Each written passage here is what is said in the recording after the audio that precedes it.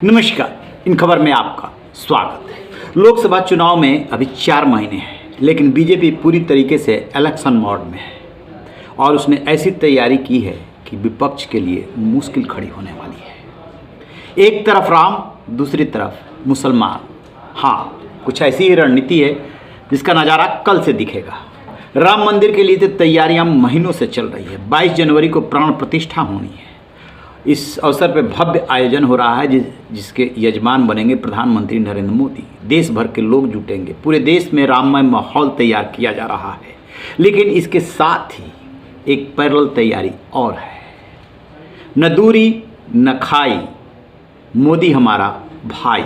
शुक्रिया मोदी भाईजान अभियान कल से शुरू हो रहा है। 12 जनवरी से पहला कार्यक्रम लखनऊ में। तो एक तरफ राम, दूसरी तरफ मुसलमान। ये क्या है योजना बीजेपी की?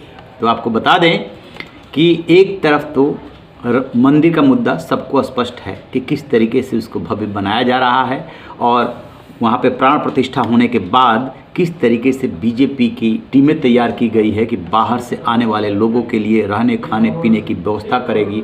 कम से कम 1 करोड़ लोगों को दर्शन कराना है। और ये जो योजना अभियान कल से शुरू होने जा रहा है, निशाने पर है पसमानदा मुस्लिम। कोई उनके खिलाफ अभियान नहीं, उनको गले से लगाने का अभियान है। आपको याद है भोपाल में प्रधानमंत्री नरेंद्र मोदी जब चुनाव की दूर दूर तक चर्चा नहीं थी, तब पसमानदा मुसलमानों को लेकर के बहुत बड़ी बात कही थी और अपने नेताओं को ताकीद की थी कि कोई भी उलूल जुलूल बयान न दें। दरअसल यदि 2011 के आंकड़े को माने, जनगणना को, तो 17 करोड़ मुसलमान। और यदि हकीकत में बात करें, क्योंकि 2021 की जनगणना तो अभी आई नहीं, तो लगभग 20 करोड़ मुसलमान हैं इस देश में। बीजेपी इस बात को समझ चुकी है कि बहुत दिनों तक मुसलमानों को अपने से दूर नहीं रखा जा सकता। जो पॉलिटिक्स अभी तक उसने की है उसकी एक लिमिटेशन है, अब इसको आगे बढ़ाना है।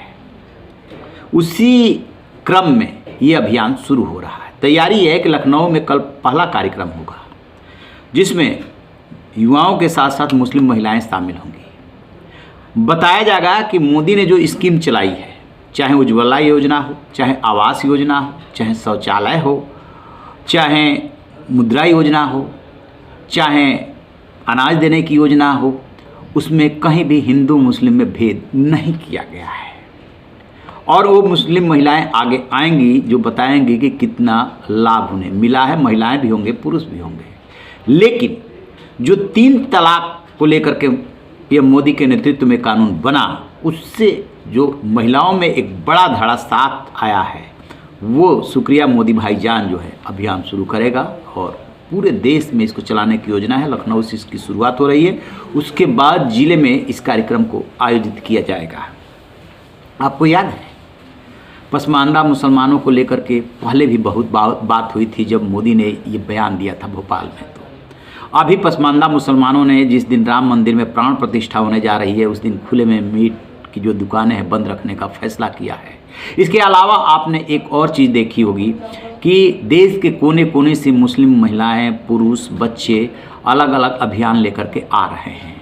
इसके पीछे कहीं ना कहीं बीजेपी की रणनीति काम कर रही है और योजना ये है कि मुसलमानों में अपनी पैठ बनाई जाए। जो 25,000 मोदी मित्र तैयार किए गए हैं, वो अपने आस पड़ोस के साथ साथ मुस्लिम घरों में जाएंगे और उन्हें समझाएंगे कि ये जो बातें कही जा रही है कि पार्टी और मोदी जो है मुस्लिम के खिलाफ है, ये सच नहीं है।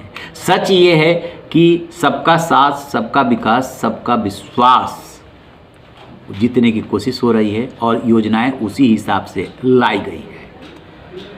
अंदर के सोर्सेज के हवाले से जो जानकारी मिल रही है कि बेशक इसका तत्काल बहुत ज़्यादा असर ना हो, थोड़ा सा ही वोट में इजाफा हो, लेकिन आगे चल कर के इस रणनीति को और विस्तार दिया जाएगा। बीजेपी बहुत अच्छी तरह से इस बात को समझ चुकी है कि यदि लंबे समय तक शासन करना है तो फिर अपने वोट बैंक का फैलाव बढ़ाव करना होगा, उसके बेस को विस्तृत करना होगा। उसी क्रम में पसमानदा मुस्लिमों को जोड़ा जा रहा। पसमानदा मुसलमानों की संख्या 85% है। 3 करोड़ से ऊपर सिर्फ उत्तर प्रदेश में है। दानिश आज़ाद अंसारी जो मंत्री बनाया गया है वो पसमानदा समाज से ही है, उत्तर प्रदेश के वो मंत्री हैं। इसलिए सबको जिम्मेदारी सौंप दी गई है। और अभी हाल में जो पीएम मोदी लक्षद्वीप गए थे, वहाँ पर अधिसंख्य आबादी मुस्लिम है। जिस तरीके से वीडियो और तस्वीरें उन्होंने जारी की, उसको लेकर के बवाल हुआ, उसमें भी कहीं ना कहीं रणनीति छिपी हुई है कि हम विरोधी किसी के नहीं हैं। जिस तरीके से यूएई के राष्ट्र प्रमुख के साथ पीएम मोदी नजर आए, जायद के साथ रोड शो हुआ, उसका भी संदेश है कि मोदी सब वर्गों के हैं। बहुत दूर तलक संदेश देने की कोशिश हो रही है, देश में भी और विदेश में भी। अभी देखते रहिए आगे आगे होता है क्या। आपकी क्या राय है, कमेंट बॉक्स में जा करके कमेंट जरूर कीजिएगा। रहिए ना एक बार, देखते रहिए इन खबर।